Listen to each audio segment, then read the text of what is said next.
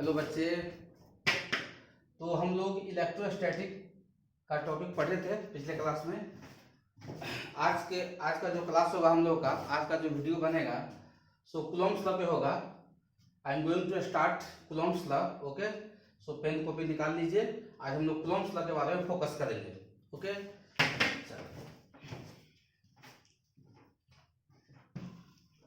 आज हम लोग कूलॉम्स लॉ के बारे में यहाँ पे फोकस करेंगे। चलिए, तो हम लोग यहाँ पे हेडिंग लगाएंगे कूलॉम्स लॉ। लोग यहाँ पे हेडिंग लगाएंगे Coulomb's law. Coulomb's law, okay, Coulomb's law.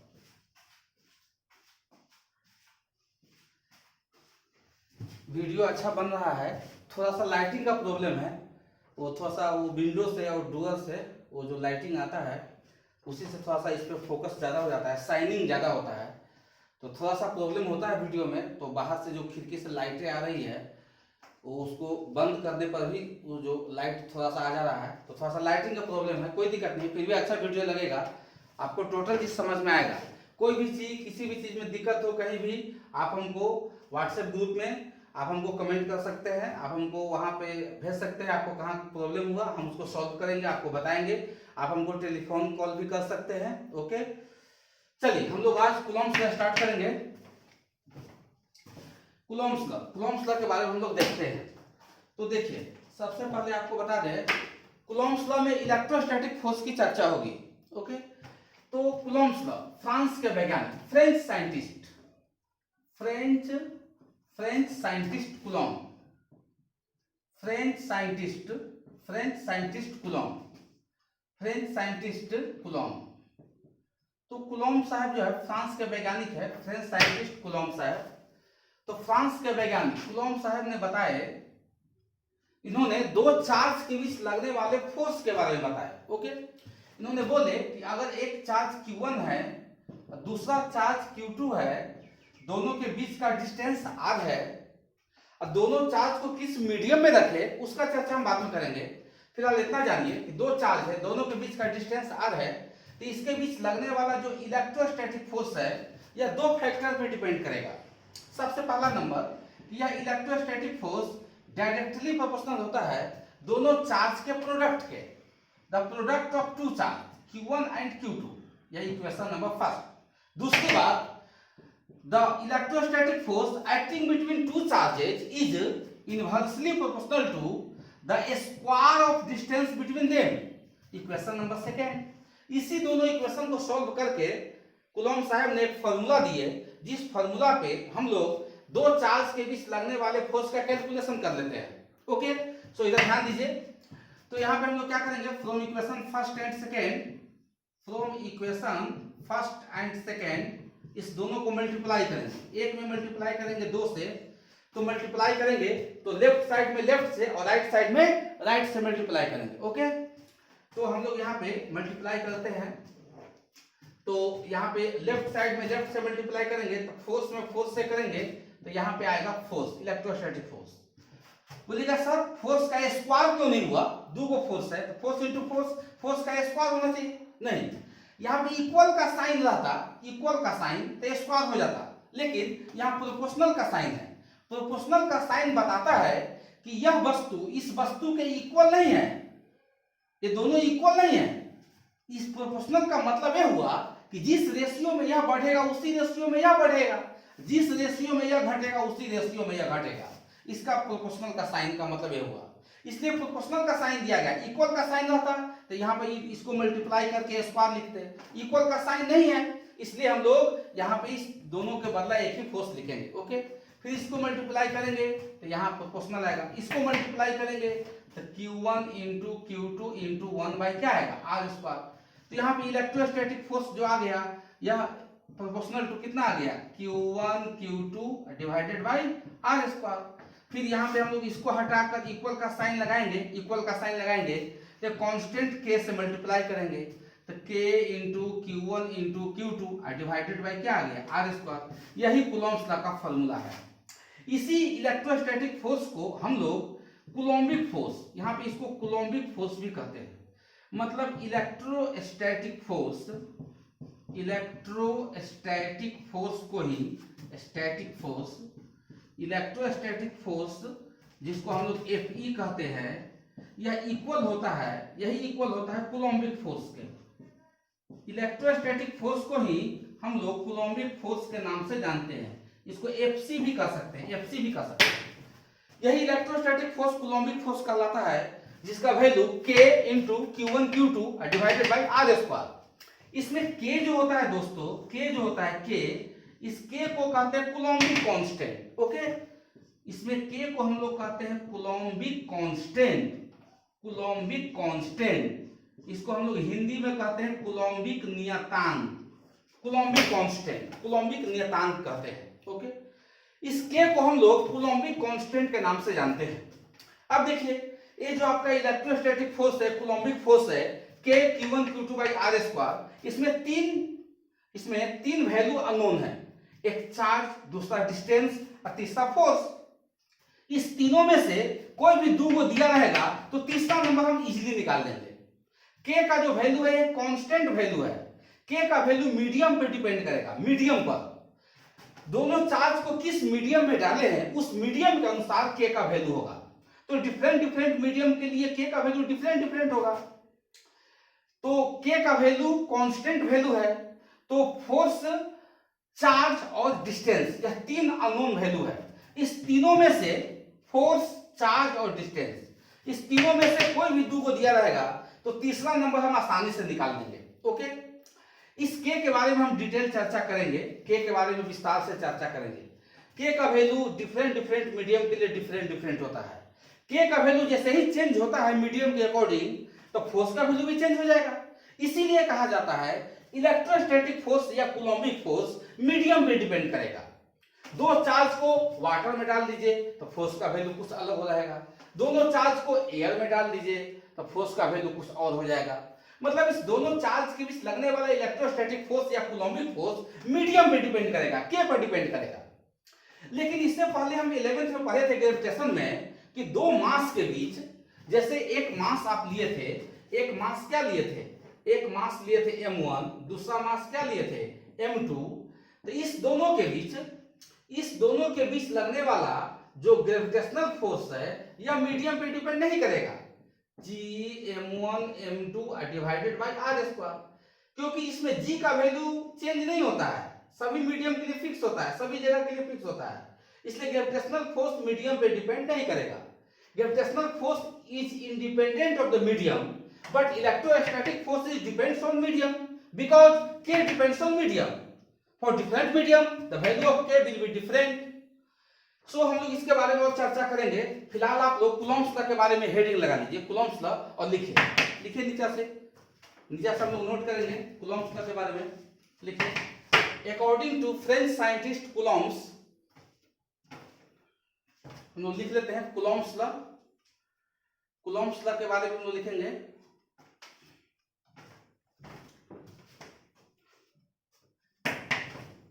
According to French scientist Coulombs, according to French scientist Coulombs, according to French scientist Coulombs, according to French scientist Coulombs, the electrostatic force,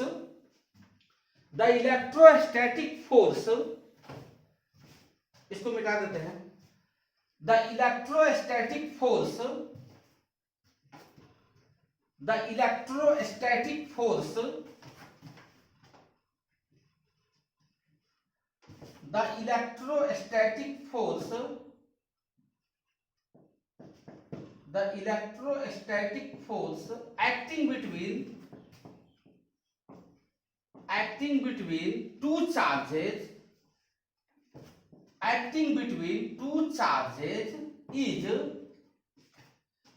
acting between two charges is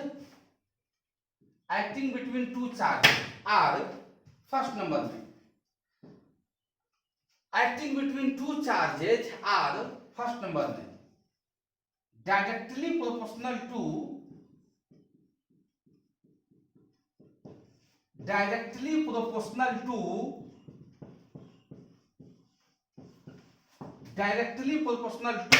the directly proportional to the product of, यहां पर हम लिखे थे product of, directly proportional to the product of their two charges, directly proportional to the product of their two charges, directly proportional to the product of their two charges. Second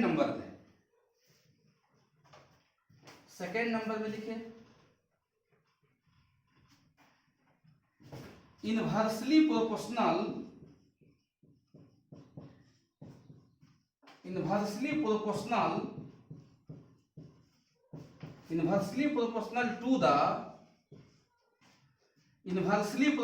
to the square of, inversely proportional to the square of distance, inversely proportional to the square of distance between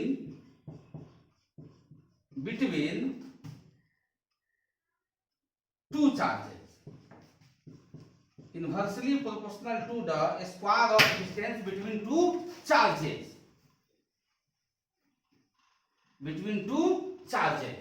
तीसरा number में, and direction is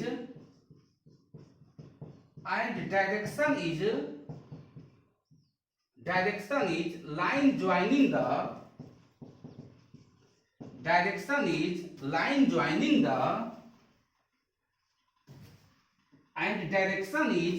joining the, two charges,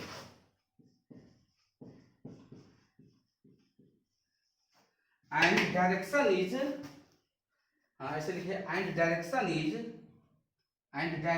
is along the, जोड़ लीजिए, and direction is along the line joining the two charges,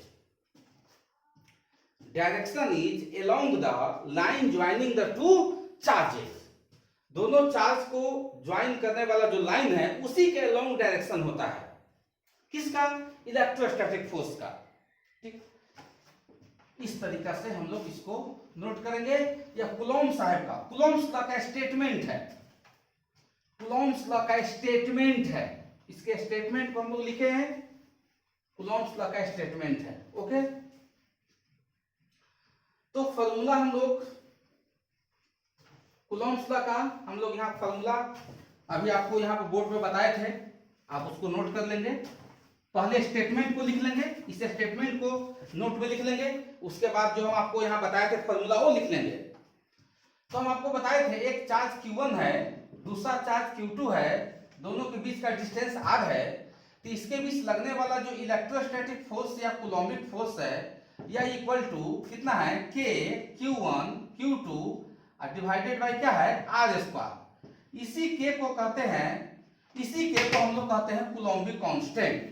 इसी का value medium पे depend करेगा, इस कूलोम्बिक constant K का वैल्यू मीडियम पर डिपेंड करेगा। इसमें तीन अननोन है, चार्ज, डिस्टेंस और फोर्स।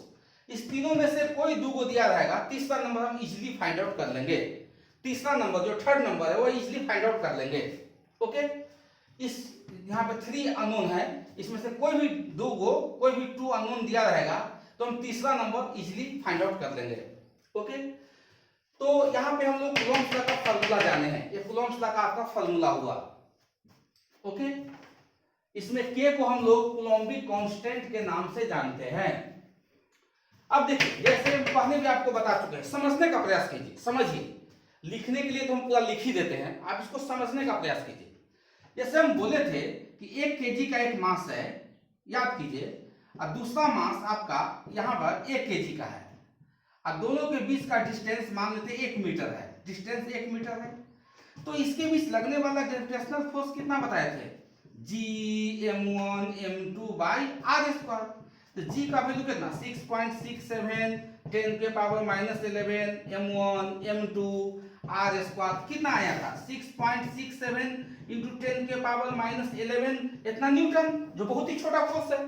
लेकिन उसी टाइप से अगर दो चार्ज, अगर 1 कूलम चार्ज लिया जाए और दूसरा चार्ज भी 1 कूलम लिया जाए और दोनों के बीच का डिस्टेंस 1 मीटर लिया जाए, तब इस दोनों चार्ज के बीच कितना फोर्स लगेगा? तो इसके बीच लगने वाला electrostatic force K Q1 Q2 by are square. तो K का जो वैल्यू है, यहां देखिए ध्यान से, यहां देखिए, इलेक्ट्रोस्टैटिक फोर्स जो हो गया K, तो इस K Q1 Q2 by are square, इस K का वैल्यू जो है एयर मीडियम के लिए K का वैल्यू 9 × 10 के पावर 9 न्यूटन मीटर स्क्वायर पर कूलम स्क्वायर, एयर मीडियम के लिए, फॉर एयर मीडियम के लिए फिक्स होता है। तो अलग अलग मीडियम के लिए K का वैल्यू अलग अलग है, फिलहाल अभी हम एयर मीडियम के लिए लिखे हैं। अब उसके बाद हम K के बारे में बताएंगे कि और भी मीडियम के लिए K का वैल्यू क्या होगा। तो यहाँ पे वैल्यू अगर हम पुट करते हैं तो K का वैल्यू 9 × 10 के पावर 9, Q1 1 कूलम, Q2 भी 1 कूलम है, तो ये सब आपका है डिवाइडेड बाय आर स्क्वायर, तो 1 मीटर इंटू 1 मीटर। आप यूनिट के साथ लिख सकते हैं, इसका यूनिट अभी हम बताए हैं न्यूटन मीटर स्क्वायर पर कूलम स्क्वायर। तो कूलम से कूलम स्क्वायर कैंसिल, मीटर से स्क्वायर कैंसिल, सब कैंसिल हो गया, तो वैल्यू 9 × 10 के पावर कितना आ गया? 9 न्यूटन। अब देखिए कितना बड़ा फोर्स है और ये कितना छोटा है। तो अगर 1-1 केजी का दो मास है, फोर्स बहुत छोटा लगेगा दोनों के बीच, लेकिन 1-1 कूलम का दो चार्ज है तो इसके बीच लगने वाला फोर्स बहुत अधिक है, बहुत ही लार्ज फोर्स है। इसीलिए कहा जाता है कि आपका इलेक्ट्रोस्टैटिक फोर्स जो है वह मोर ग्रेटर देन, बहुत ही ज्यादा बड़ा होता है आपका ग्रेविटेशनल फोर्स से। इलेक्ट्रोस्टैटिक फोर्स जो है 10 के पावर 39 टाइम्स, 10 के पावर 39 गुना बड़ा होता है ग्रेविटेशनल फोर्स से। मतलब आप कह सकते हैं कि इलेक्ट्रोस्टैटिक फोर्स और ग्रेविटेशनल फोर्स का जो रेशियो है वो कितना है? तो आप कह सकते हैं 10 के पावर 39/1, मतलब इलेक्ट्रोस्टैटिक फोर्स जो है वह ग्रेविटेशनल फोर्स का 10 के पावर 39 गुना है। अब इसको क्रॉस गुना कीजिए, तो क्रॉस गुना करेंगे तो कितना प्राप्त होगा आपको देख लीजिए। तो इलेक्ट्रोस्टैटिक फोर्स कितना आ जाएगा? आ जाएगा ग्रेविटेशनल फोर्स इंटू 10 के पावर 39, इतना आएगा। मतलब इलेक्ट्रोस्टैटिक फोर्स जो है वो बहुत मजबूत फोर्स है। तो इलेक्ट्रोस्टैटिक फोर्स का जो परिभाषा है उसको हम देखें, उसके उस पर आधारित कूलॉम्स लॉ का जो इसका स्टेटमेंट है उसको देखें। अब हम लोग इस कूलॉम्स लॉ में इस K के बारे में, पहले इस K के बारे में डिटेल स्टडी करेंगे। इस K के बारे में पहले हम लोग विस्तार से जानेंगे। इसको पहले आप नोट कर लीजिए लाइन बाय लाइन, पहले इसको नोट कीजिए फिर इसको नोट कीजिए, लाइन बाय लाइन इसको नोट कीजिए अच्छा से।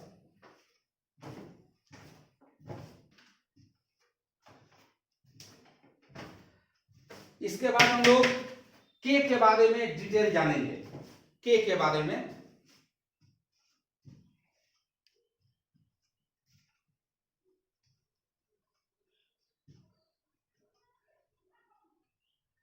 थोड़ा सा लंबा वीडियो हो जाता है तो YouTube पर अपलोड करने में या WhatsApp पे अपलोड करने में, सेंड करने में, शेयर करने में प्रॉब्लम होता है, इसलिए इस वीडियो को इतना ही छोटा रहने देते हैं।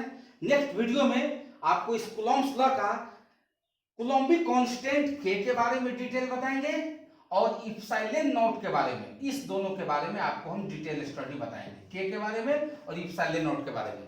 तब जाकर कूलॉम्स लॉ का स्टडी बढ़िया से होगा। ओके, चलिए तब तक के लिए धन्यवाद। ओके।